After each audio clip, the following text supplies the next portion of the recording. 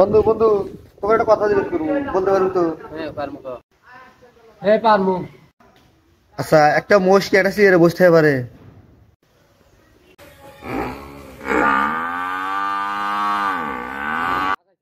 হ্যাঁ বন্ধু, পারে পারে।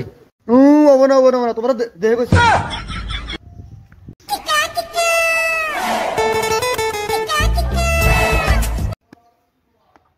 বৃষ্টিতে পাইছিল কিছু খাই গিয়া।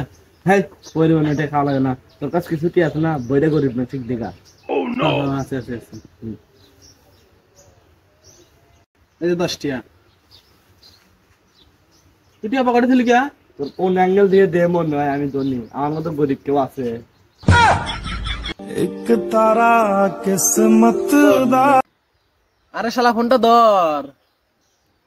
হ্যালো, তুই মানিকের পোস্টে কি কমেন্ট করছিস? কে কি হয়েছে? ওই নেটের কারণে ছবি ভালো করে দেখতে পাই নাই, তাই আমি লিখছি নাইস বন্ধু, এনজয় কর।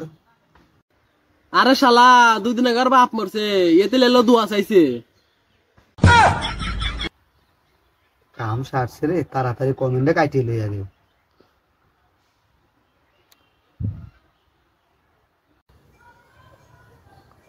2 টাকা মানে আমার গার্লফ্রেন্ডকে আমি আইফোন হাতে দিলে। কোন 2 টাকা ভাই?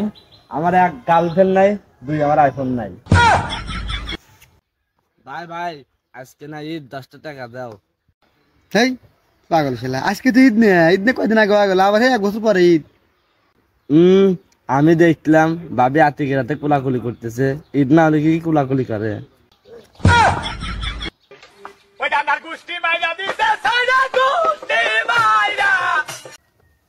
আরে বন্ধু আজকে না তোর বিয়া, মন খারাপ করে এনে বসলেছিস কে? আনন্দ করা বাদ দিয়া।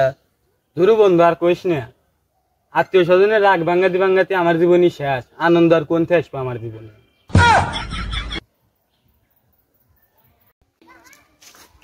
আব্বা আব্বা আব্বা, আমি পরীক্ষাতে পাস করছি, 75 পাইছি। ওই পাড়া রহিমের সওয়াল না 85 পাইছে। ওর বাপে না ডাক্তার, তুমি কি?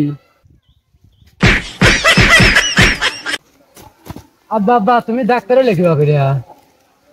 হুন, ডাক্তারও কি প্রথমত ভালো করে লেখাপড়া করা লাগে, মাথায় বুদ্ধি থাকা লাগে, আর খুব পরিশ্রম করা লাগে।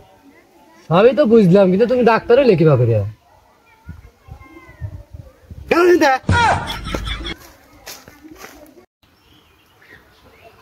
জানিস তারিকুল, বিয়ের পর বউকে এত ভালোবাসে বাসনি, যা দেখে আমার এক্স দৃষ্টি আবার আমার জীবনে চলে এসছে। দেখিস ভাইজান, আপনার বোনকে সত্যি আমি অনেক ভালোবাসি, এর ভিতর ভাইজান এই বিয়েটা আর আপনার মানা করেন না। আমার বোন কোন পরিবেশে বড় হয়েছে সেটা কি তুমি জানো? তুমি সারা মাসে যে টাকা ইনকাম করো সেই টাকা দিয়ে আমার বোনের টিস্যু খরচ হইব না। আপনার বোন এত হাগে?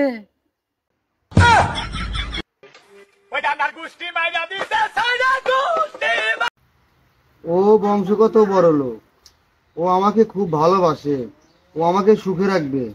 তুমি গরিব, তুমি আমাকে কখনো সুখ দিতে পারবে না, তাই আমি তোমাকে ছেড়ে চলে গেলাম, তুমি আর আমাকে খুঁজো না।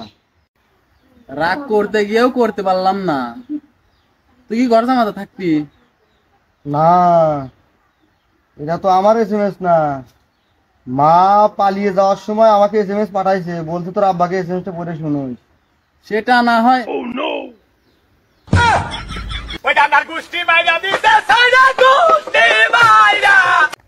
এই মসজিদে নামাজ পড়বে না, আমি ওই মসজিদে নামাজ পড়বে যাবো না, এই মসজিদে নামাজ পড়বে না, আমি ওই মসজিদে নামাজ পড়বে যাবো। কে তুই বাড়ি বলে মসজিদে, তুই মসজিদে নামাজ ও মসজিদে বিরিয়ানি বেশি করে দেয়। ওই মসজিদে